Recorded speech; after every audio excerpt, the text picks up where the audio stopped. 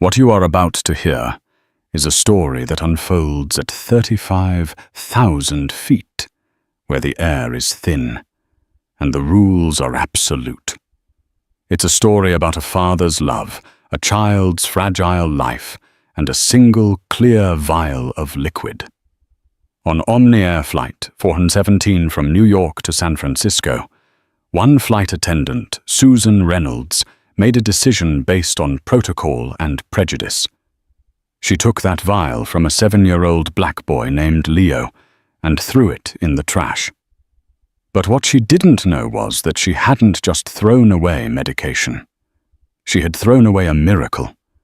And in the moments that followed, Leo's father, David, would say one sentence, just one sentence, so powerful, so precise that it would force the pilot to ground a Boeing 707 mid-flight, unleashing a storm of karma that would unravel her life piece by painful piece. The low, omnipresent hum of the Boeing 707's twin engines was a sound David Washington had come to associate with a specific brand of anxiety. It was the sound of being suspended between two worlds, the world of hope they were flying toward, and the world of constant vigilance they could never leave behind. Beside him, his 7-year-old son Leo was engrossed in a world of his own.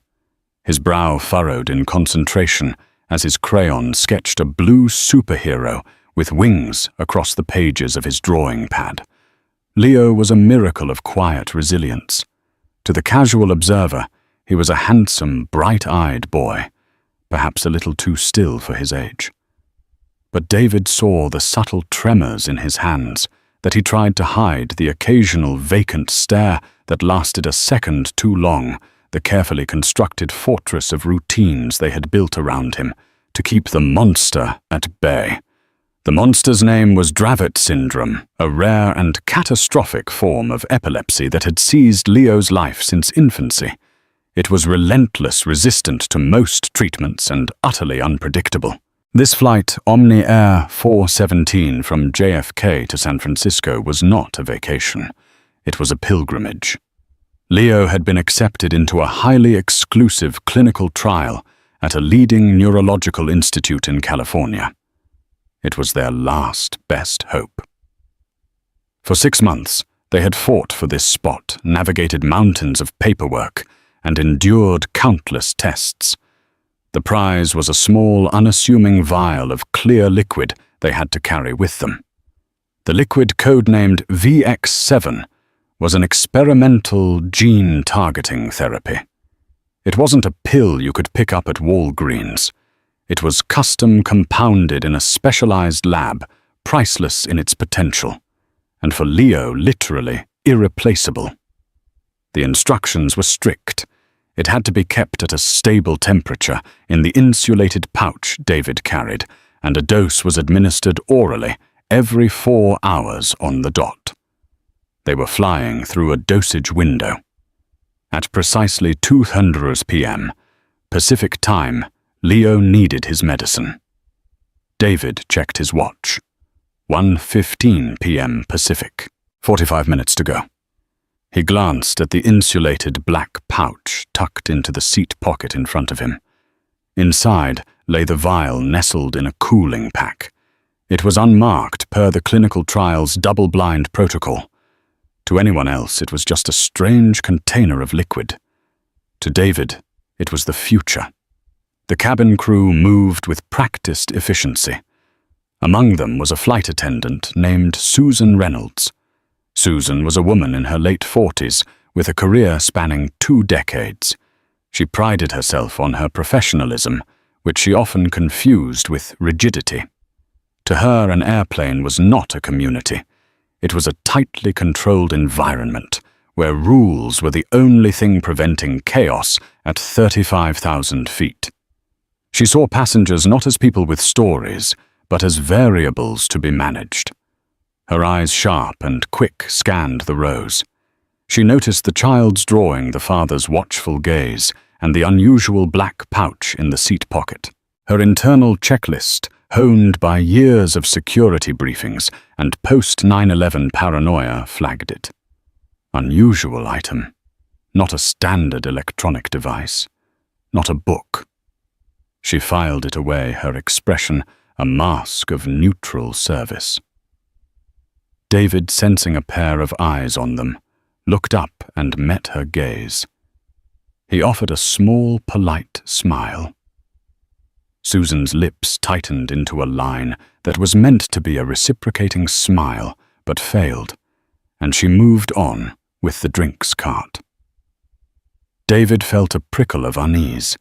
It was a feeling he was all too familiar with, the subtle shift in atmosphere, the guarded looks, the unspoken judgments that often followed him and his son. As a black man, a single father to a child with a complex medical need, he had learned to navigate a world that was not always built for them. He had learned to be calm, articulate, and prepared. He had Leo's entire medical history letters from his doctors and contact information for the clinical trial PIs stored on his phone and printed in his carry-on. He was always prepared. He leaned over to Leo. "How's Captain Velocity doing, buddy?" Leo pointed a blue crayon at the drawing. "He's flying to save the world, Daddy." "Yeah, he is," David said, his voice thick with an emotion he quickly swallowed. "Just like you, champ. Just like you." As the flight progressed, Susan's attention kept returning to row 22, seats A and B. Her mind a repository of regulations circled the black pouch. Liquids, aerosols, gels, 3.4 ounces or 100 milliliters. Must be in a clear zip-top bag. This was different. It was undeclared. It was an anomaly, and Susan Reynolds did not tolerate anomalies. Her own life had been shattered by an anomaly. Years ago, her younger brother, a bright college student, had died at a party. He had ingested a liquid from a small, unmarked vial, something his friends thought was a harmless party drug. It was, in fact, a lethal dose of a synthetic opioid. The tragedy had hollowed out a part of her, replacing it with a brittle certainty that rules were all that stood between order and oblivion, and that unlabeled substances were death in waiting. This certainty had calcified over the years, layered with unconscious biases she would never admit to having. At 1:45 p.m., 15 minutes before Leo's scheduled dose, she decided to act. She approached their row, her smile as thin and taut as a wire. "Sir," she began, her voice crisp and authoritative, addressing David. "I'm going to need to see what's in that black pouch in the seat pocket." David's entire body went on alert, but his face remained calm. "Of course," he said, reaching for it. "It's my son's medical—" "Please just hand me the pouch, sir." Susan interrupted, her hand outstretched. She wasn't asking. She was instructing. David's calm began to fray at the edges. "I'm happy to show you. This is essential time-sensitive medication for my son.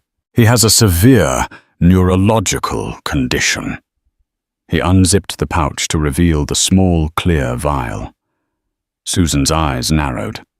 No prescription label, no pharmacy branding, just a clear tube of clear liquid. It was exactly what her nightmares were made of. "Sir, I can't have this on the aircraft," she said, her voice dropping, taking on a conspiratorial tone, as if she were catching him in a serious breach of federal law. "All liquids must be declared and adhere to TSA guidelines." "They were," David said, his voice firm but even. "We went through security with this.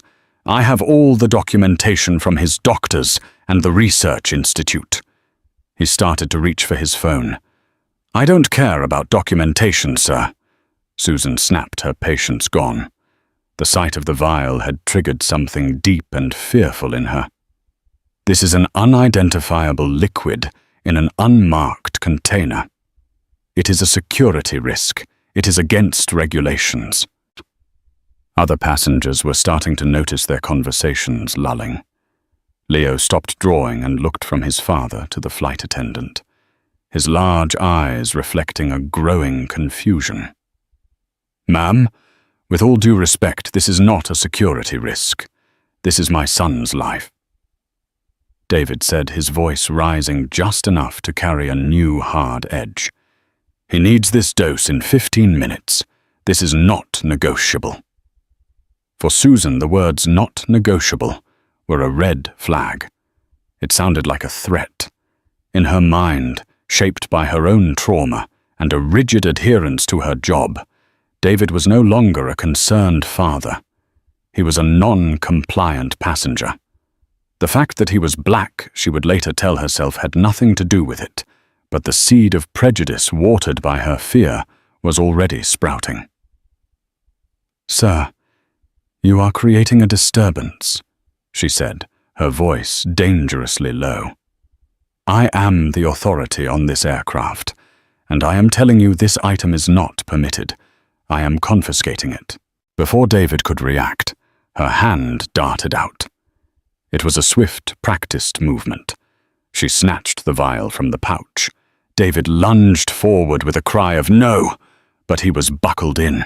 His fingers brushed against her arm, but it was too late. Susan Reynolds, holding Leo's future between her thumb and forefinger, turned on her heel, walked the few steps to the galley, and with a flick of her wrist, dropped the vial into the waste bin for trash, which was immediately compacted with a hydraulic hiss. The sound, a dull crunch and a whoosh, echoed in the sudden ringing silence of the cabin. David Washington stared at her, his face a mask of disbelief and horror. Leo began to cry, not understanding what had happened, only that the air had turned cold, and his father looked terrified. Across the aisle, a young woman in her early 20s, a journalism student named Chloe Peters, had instinctively raised her phone and started recording the moment Susan snatched the vial. She kept it recording hidden in her lap as the world on Flight 417 stood still. The medication was gone, and at 35,000 feet, there was nowhere to turn. For a long moment, David couldn't breathe. The hydraulic hiss of the trash compactor was the only sound in his universe, a mechanical punctuation mark at the end of his hope. The world outside the small oval window, a serene expanse of brilliant blue sky and pillowy white clouds, was a cruel mockery of the storm erupting inside him. He looked at Leo, whose silent tears now turned into whimpering sobs. The boy's internal clock was a merciless tyrant. In less than 15 minutes, his body would begin its own revolt.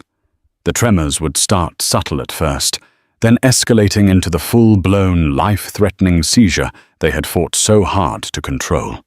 The VIX-7 was the only thing that kept the monster in its cage. Susan Reynolds returned to the aisle, her face set like stone. She had done her duty. She had removed a threat.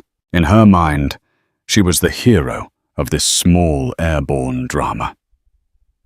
"Sir," she said, preparing to deliver a lecture on FAA regulations, "if you had just declared, 'What have you done?'" David's voice was unnervingly quiet. It wasn't a shout. It was a whisper that cut through the cabin's recycled air with the sharpness of shattered glass. Susan faltered. She had expected anger, shouting, perhaps even a demand to speak to the captain. She was prepared for that. She was not prepared for the terrifying calm, the sheer focused intensity in his eyes. "I have disposed of a non-compliant item, sir. It is my job." David unbuckled his seatbelt with a slow, deliberate click. He stood up his tall frame, seeming to consume all the available space in the narrow aisle. He wasn't aggressive, but the raw, controlled power emanating from him made Susan take an involuntary step back. Passengers leaned forward in their seats, their earlier curiosity now replaced by a palpable tension. He didn't look at her. He looked past her, his gaze directed toward the front of the plane. "I need to speak to the captain," he said, his voice still low, but now resonating with an authority that dwarfed her own. "Right now." "The captain is busy," Susan said, trying to regain control. "Please return to your seat, sir. You are violating. You have no idea what you've done," David said, finally turning his eyes on her. The look on his face was not one of anger, but of a profound and terrible pity. It was as if he were a scientist looking at a microbe that had just contaminated a world-changing experiment. "You haven't just broken a rule. You've broken a life." The purser, a man named Michael Chen, who had been alerted by the commotion, arrived from the forward galley. "What seems to be the problem here?" he asked, his tone diplomatic. "This passenger became disruptive over a confiscated item." Susan reported, her voice laced with self-righteous justification. David ignored her completely, his attention fixed on Michael. "That flight attendant," he said, pointing a steady finger at Susan, "just threw my son's life-saving medication into the trash. It's a custom-compounded experimental drug. He has a catastrophic form of epilepsy, and he is due for his dose in—" He glanced at his watch. 10 minutes. If he misses it, he will likely have a grand mal seizure. At this altitude, it could be fatal. Michael's professional smile vanished. He looked from David's deadly serious face to Susan's defiant one. "Susan, is this true? Did you dispose of a passenger's medication?" "It was an unmarked vial of liquid, Michael." Susan defended herself, crossing her arms. "It was a security violation. I followed protocol." "There is no protocol for this." David's voice finally rose, cracking with the strain of his restraint. "There is no protocol for sentencing a 7-year-old boy to death to enforce a baggage rule." The word death hung in the air. Passengers gasped. Chloe Peters, the student across the aisle, ensured her phone's camera was aimed perfectly capturing the raw emotion on David's face. Michael Chen realized this situation was spiraling far beyond his control. He spoke into the handset of the cabin phone, his voice urgent and low. He was relaying the situation to the cockpit. Up front, Captain Robert Miller, a veteran pilot with 30 years of experience, listened to the purser's report. His first instinct was to dismiss it as a passenger dispute. He'd seen it all: fights over reclining seats, arguments over overhead bin space. But the words epilepsy, experimental drug, and fatal seizure set off alarms. The liability alone was staggering. He keyed his mic. "Tell the passenger we're aware of the situation and to please remain calm." Michael relayed the message. David shook his head, a look of grim finality on his face. He knew that remaining calm was a platitude, a way to stall. They didn't understand. They thought this was a problem that could be managed, a complaint that could be soothed with airline miles and an apology. They didn't grasp the biological countdown happening in his son's cells. He had one card left to play. He knew the clinical trials protocol. He knew the legal framework surrounding it. And he knew the exact words that would turn a passenger complaint into a multi-million-dollar emergency that no corporation could ignore. He looked Michael Chen directly in the eye, his voice dropping back to that chilling, precise calm. He said the sentence that would change everything. "My son Leo Washington is a participant in the Viridian Pharmaceuticals Phase 3 clinical trial for VX7. You have just destroyed an experimental, irreplaceable dose. You have endangered his life and compromised a multi-million-dollar medical study." The sentence landed in the cabin like a stun grenade. Michael Chen physically recoiled, his face paling. "Viridian Pharmaceuticals," he whispered. Even he had heard of them. They were a titan of the biotech industry. Susan Reynolds's face for the first time showed a flicker of doubt. The specific technical nature of the statement, the name of the company, the phase of the trial, cut through her wall of self-assurance. This wasn't the rambling of a disgruntled passenger. It sounded like a legal declaration. In the cockpit, Captain Miller heard the sentence relayed by Michael and felt a jolt as if the plane had hit clear air turbulence. This was the game changer. Compromised a multi-million-dollar medical study. Those words meant lawyers. They meant corporate warfare. They meant a level of fallout that could end careers, including his. This was no longer about a sick child. It was about a catastrophic legal and financial liability. His co-pilot, a younger man named Ben, was already looking at him. Chicago O'Hare is the closest major airport with a Level 1 trauma center. We can be on the ground in 40 minutes. Captain Miller didn't hesitate. He keyed the mic to the cabin. "Michael, get a doctor if there's one on board. Inform the passenger we are diverting the aircraft to Chicago O'Hare immediately. Tell him paramedics will meet us at the gate." Then he switched frequencies and spoke to air traffic control. "Mayday. Mayday, Mayday. Omni Air 417. We have a life-threatening medical emergency on board. We are declaring an emergency and diverting to KO ARD." The Mayday call, the most serious declaration a pilot can make, silenced all other radio traffic.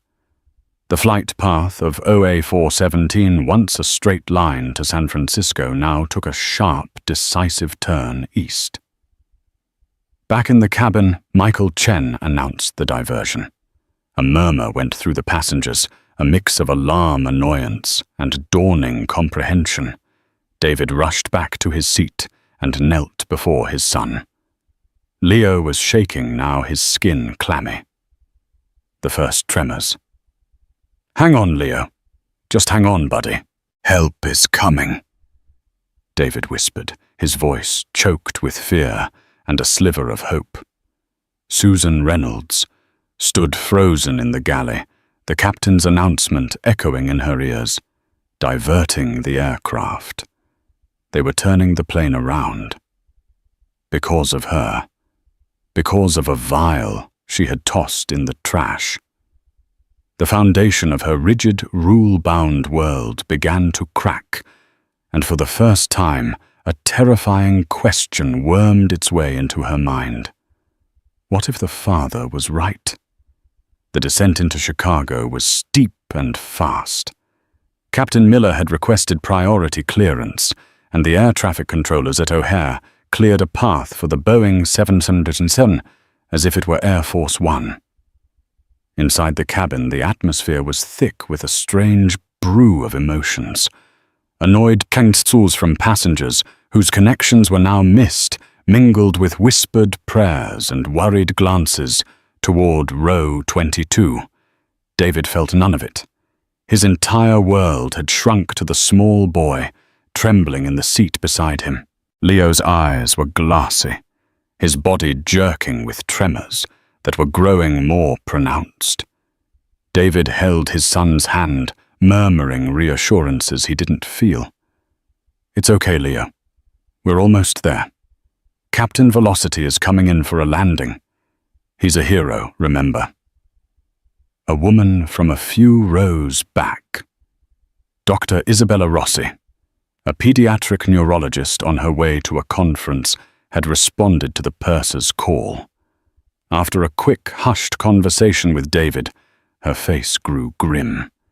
She knelt in the aisle, checking Leo's vitals as best she could. "His heart rate is dangerously high," she said to David, her voice low and urgent. "The seizure is imminent. We need to get him on the ground." Her presence was both a comfort and a confirmation of David's worst fears. The professional gravity on her face validated his panic. This was real. Meanwhile, Susan Reynolds was a ghost in the galley. The other flight attendants moved around her, their expressions a mixture of pity and accusation. Her authority had evaporated. She was no longer a senior crew member. She was the cause of a Mayday call. The purser, Michael Chen, had instructed her to stay out of the way. She stood by the service door, her hands clasped so tightly her knuckles were white, replaying the moment in her mind. The man's frantic eyes, the sound of the vial hitting the trash, the hiss of the compactor, the captain's voice over the intercom. Each memory was a turn of the screw, tightening the knot of dread in her stomach. She had been so sure, so righteous. The rules were her shield. But David Washington's words, Viridian Pharmaceuticals, Phase 3, clinical trial, multi-million-dollar study had pierced that shield and left her exposed. She thought of her brother Daniel. She had become a zealot of rules to prevent what happened to him. But what if in her zealotry she had become the agent of a different kind of tragedy? The plane touched down at O'Hare with a jolt, the tires screeching against the runway. The speed of the landing was unusual, and the reverse thrusters roared with an urgent fury. Instead of taxiing to a standard gate, the 707 was directed to a remote stand, where an ambulance and several official-looking vehicles were already waiting, their lights flashing in the grey Chicago afternoon. The moment the engine spooled down and the seatbelt sign pinged off, Michael Chen's voice came over the PA. "Ladies and gentlemen, please remain seated. Paramedics will be boarding the aircraft first to attend to the medical emergency." The main cabin door was opened, and 2 paramedics with a gurney rushed in, followed by an Omni Air ground official in a sharp suit. They made a beeline for row 22.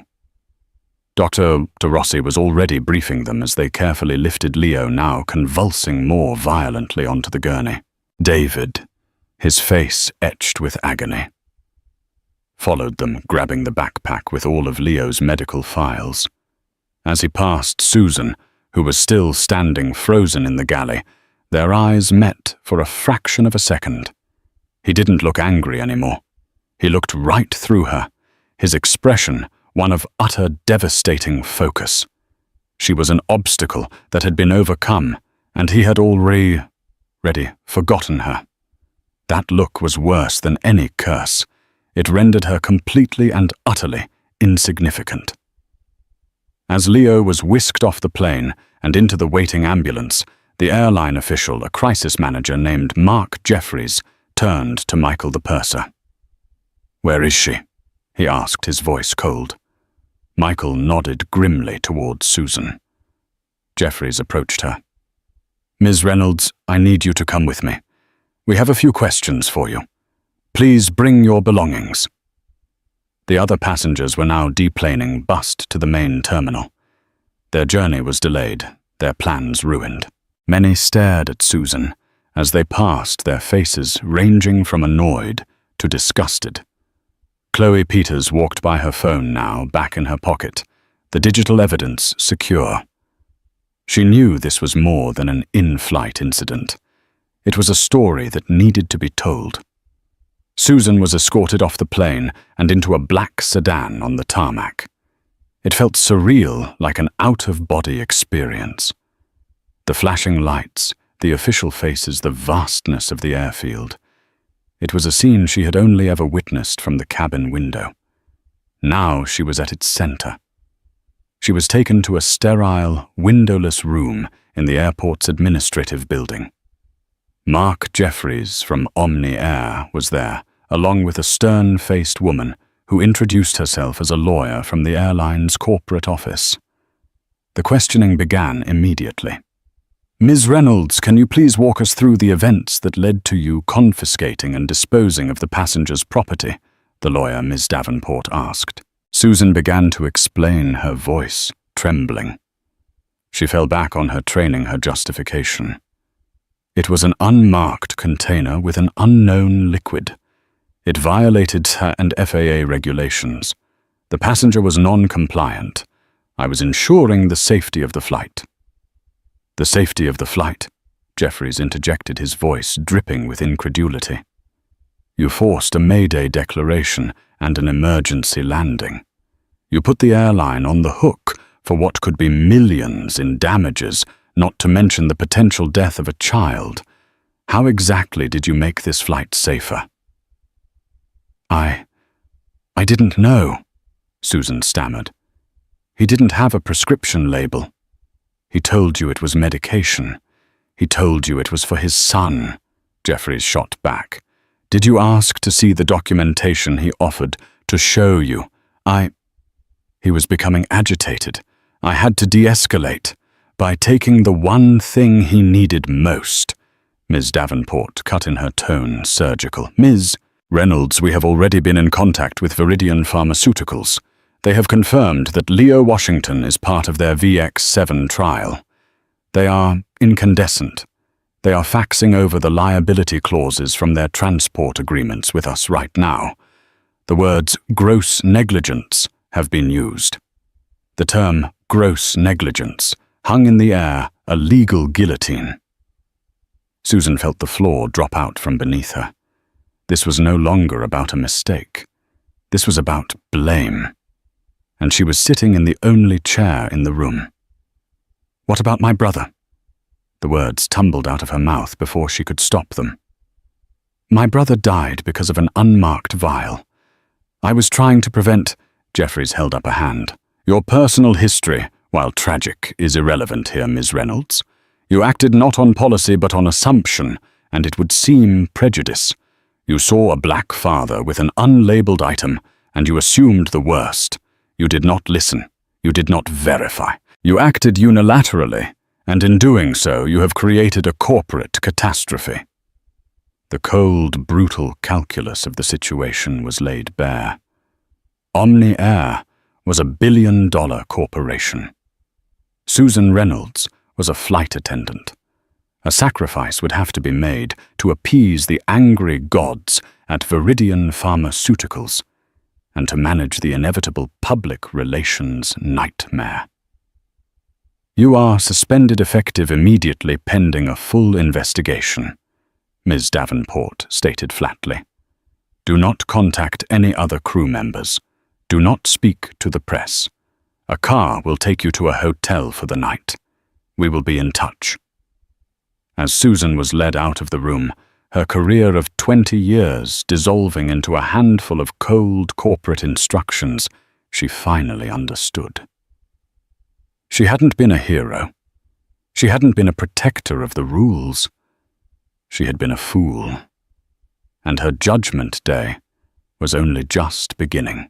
While Susan Reynolds was being systematically dismantled by Omniair's legal team, David Washington was living a nightmare in the emergency room of Chicago Memorial Hospital.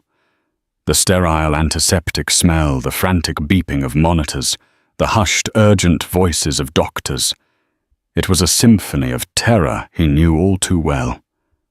Leo was in a private room surrounded by a medical team. Dr. Rossi, the neurologist from the plane, had used her credentials to fast-track his admission and had been on the phone with Leo's doctors in San Francisco explaining the situation. An IV line was in Leo's arm, pumping him with standard anti-seizure medication, a blunt instrument compared to the precision of VX7. It was holding the worst of the convulsions at bay. But he was unconscious, his small body frighteningly still. David sat in a hard plastic chair by the door, his head in his hands. He had done everything right. He had followed every rule, anticipated every problem, and yet his son was now fighting for his life because of one person's arrogant ignorance. The feeling of powerlessness was a physical weight crushing the air from his lungs. Just then a woman in a tailored business suit entered the waiting area. Mr. Washington, she asked, her voice soft but confident. My name is Elena Vance. I'm the Senior Vice President of Clinical Operations for Viridian Pharmaceuticals. David looked up, his eyes red-rimmed and exhausted. Elena Vance exuded an aura of calm, formidable competence. We were alerted by your research coordinator and by Omni Air, she continued, sitting opposite him. First and most importantly, how is Leo? He's stable, for now, David managed to say.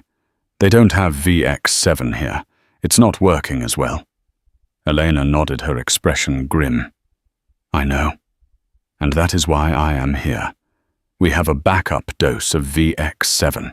It was dispatched from our Chicago lab with a medical courier the moment we got the call. It should be here within the hour.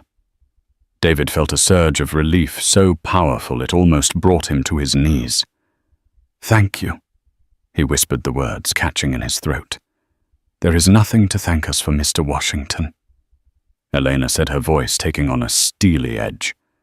You and Leo are our partners in this research. What happened on that flight was an unforgivable breach of protocol trust and basic human decency. I want to assure you, Viridian Pharmaceuticals will be bringing the full weight of our resources to bear. Your only job right now is to focus on Leo. We will handle everything else. Everything else was already in motion. Viridian's legal team was drafting preliminary injunctions and liability notices. Their PR department was preparing a statement. They weren't just a pharmaceutical company. They were a fortress, and Susan Reynolds had just thrown a rock at it.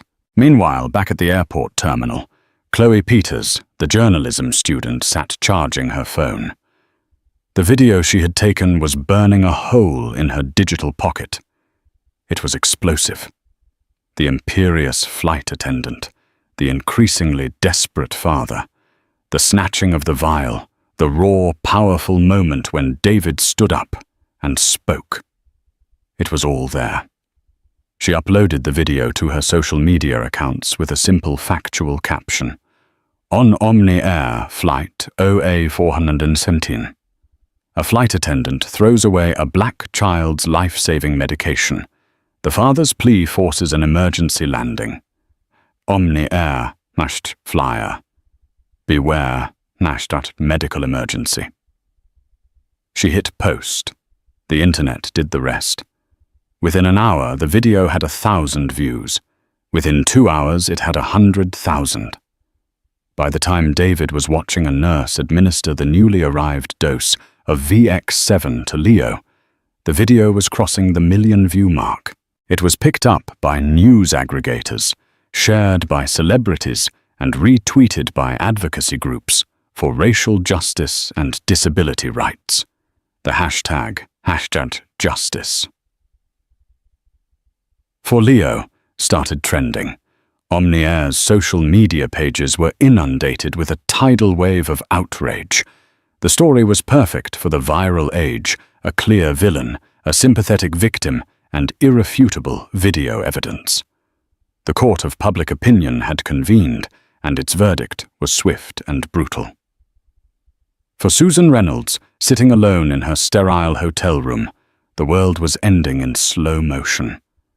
Her union representative had called his voice grim. He told her to stay off the internet. Of course, that was the first thing she did. She saw the video. She saw her own face twisted in a mask of officious certainty. She heard her own sharp, dismissive words. She saw David's pain and Leo's tears. Stripped of her own internal monologue of her justifications about her brother and her fear of unlabeled liquids, her actions were laid bare for what they were: cruel, prejudiced, and catastrophic. She read the comments. Fire her, racist hag. I hope she gets sued into oblivion. How can a human being do this? Then she saw the news articles. Omni Air flight attendant in hot water after disposing of child's cancer medication. They got the illness wrong, but the sentiment was the same. Viral video shows appalling treatment of black father and son on Omni Air flight. Omni Air, seeing the PR apocalypse unfolding, acted decisively.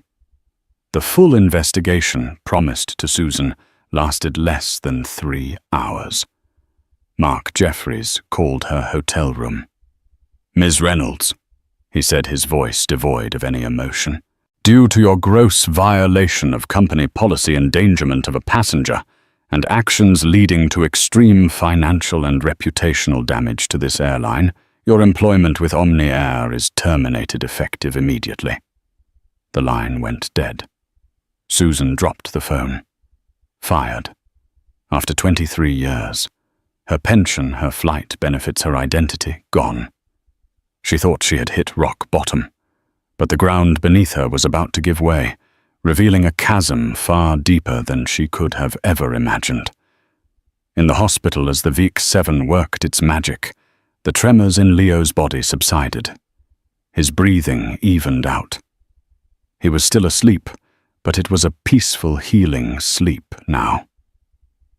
David sat by his bed, holding his hand, when Elena Vance from Viridian returned. "He's responding well," Elena said softly. "Our CEO, Mr. Albright, sends his personal regards.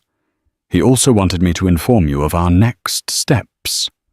She paused, her expression hardening. "This incident compromised a vital data point in our trial.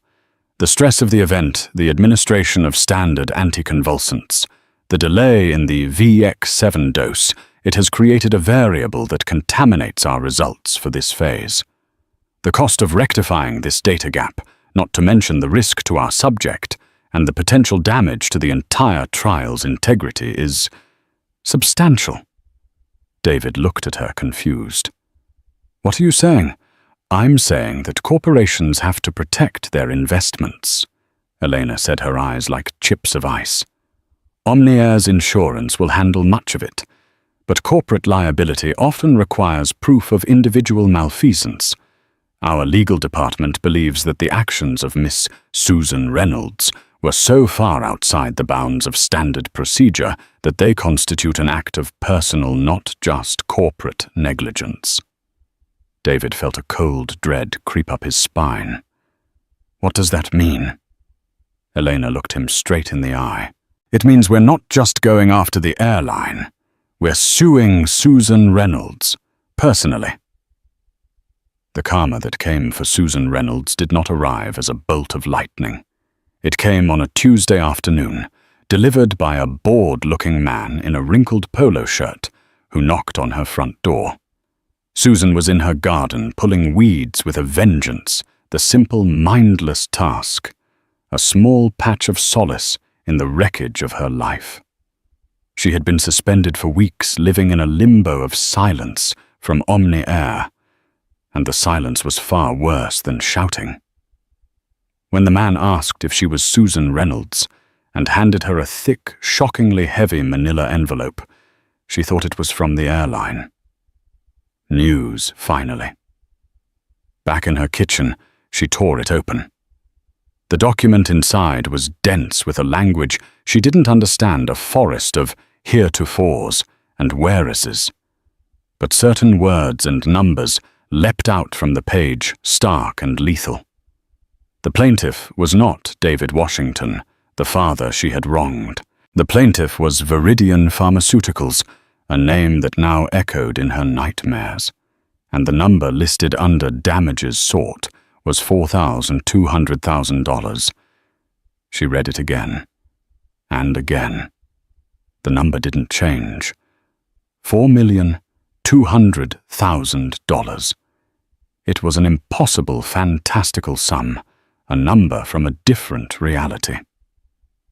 For a moment, a hysterical laugh bubbled in her throat. It had to be a mistake, a typo. But as she forced herself to scan the clinical, brutal language of the complaint, the laugh died, and a cold dread began to seep into her bones, chilling her from the inside out. The document was a surgical dissection of her failure. It wasn't about a child's medicine. It was about catastrophic breach of third-party transport protocol. Tortious interference with a clinical trial. and gross negligence, resulting in the compromise of irreplaceable intellectual property. They had calculated the cost of the compromised data, the expense of extending the trial, to validate a new subject, the damage to their reputation. They had monetized her mistake with terrifying precision. She was no longer a person who had done a bad thing. She was a liability to be liquidated. Her union representative's voice was grim over the phone. "Susan, this is unprecedented. We can help with the Omni-Air termination proceedings, that's our jurisdiction. But a personal tort claim from a third-party corporation of this magnitude, you're on your own. You need a lawyer. A good one." A good lawyer was a luxury she couldn't afford. She found Gary, a man whose weary eyes and strip mall office promised affordability over brilliance. He spread the Viridian complaint across his particle board desk like a patient's fatal X-ray. He whistled a low, mournful sound that seemed to suck the hope from the room. "Susan, I'll be honest with you," he said, pushing his glasses up his nose. "This is a slap suit, essentially. Strategic lawsuit against public participation, though. In your case, it's against private action. The point isn't to win. The point is to fight." He saw her confusion and leaned forward. "Think of it this way. They don't expect to get $4 million from you. They've run your financials. They know you don't have it." "Then why?" Susan whispered the question, feeling impossibly small in the face of the massive legal document. "It's punitive," Gary said, his voice dropping. "It's a message sent to you, but meant for the entire world. They're going to make an example of you. They will force us into discovery, endless depositions, countless motions. They will object to everything. They will bury us in paperwork. They'll bleed you dry in legal fees long before this ever sees a courtroom until you have nothing left to give. Then you'll declare bankruptcy and they'll write it all off as a business expense. They're going to spend $500,000 of their own money just to take your house. They're not suing you for money, Susan. They're suing you for your life." The machine of her ruin began to grind. The first wire transfer to Gary's firm felt like a physical blow, watching a decade of careful savings vanish with a single click. Then came the discovery phase. She found herself in a soulless glass conference room, high in a downtown skyscraper, facing a team of 3 Viridian lawyers. They were young, sharp, and exuded an aura of predatory calm. Her own lawyer, Gary, looked rumpled and overwhelmed beside them. For 3 straight days they interrogated her. They asked about her mortgage, her car payments, her performance reviews from 15 years ago. They had everything. Then the lead attorney, a woman with eyes like chips of flint, leaned forward. "Ms. Reynolds, let's talk about your personal history with unregulated substances. Your brother Daniel, I believe?" Gary objected weakly, but the damage was done. Susan felt the air leave her lungs. "Isn't it true, Ms. Reynolds," the lawyer continued, "that your brother's tragic death has left you with a deep-seated, perhaps irrational fear of any substance that isn't in official packaging? A trauma that might lead one to overreact, to disregard procedure in favor of satisfying a personal emotional vendetta against things you don't understand."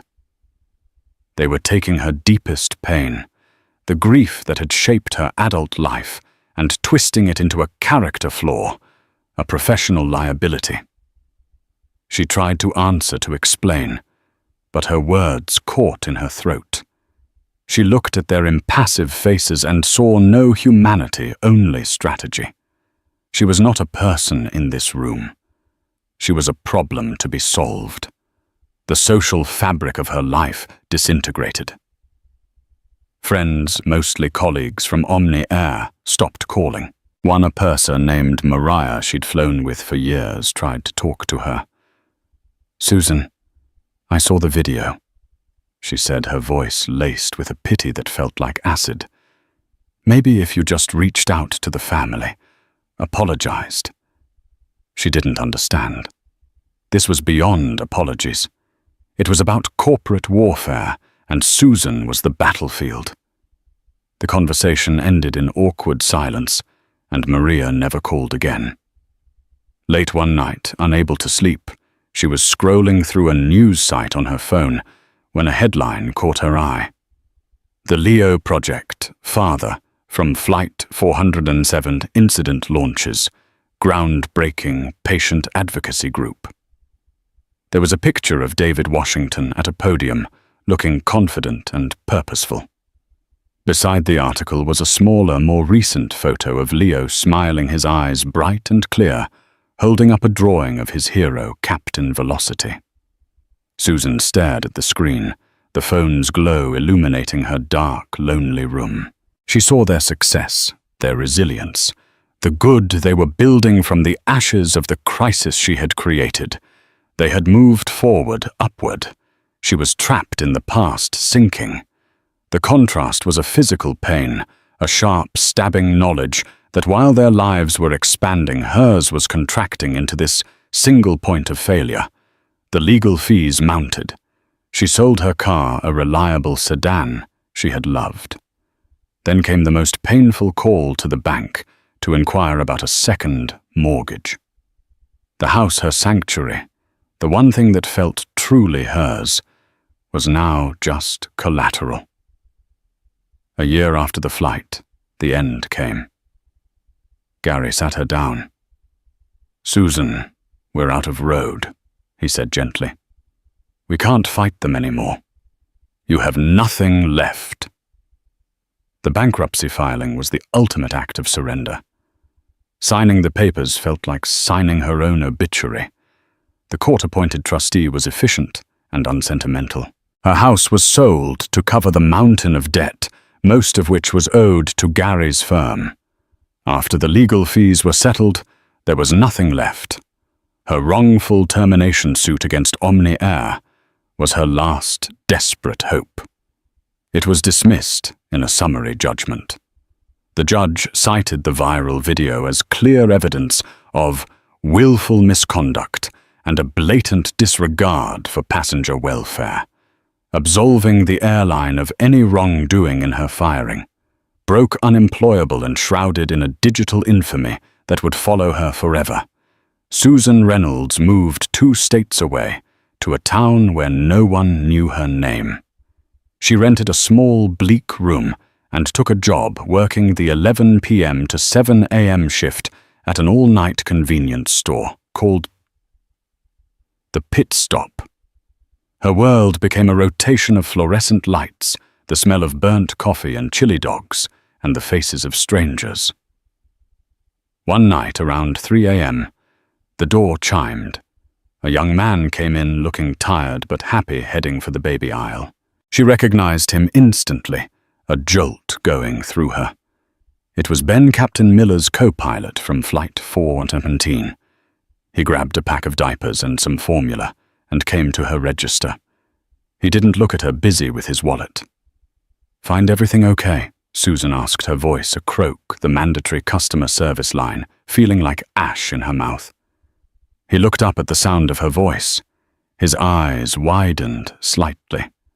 Recognition dawned, followed by a flicker of confusion, then a wave of profound, uncomfortable pity.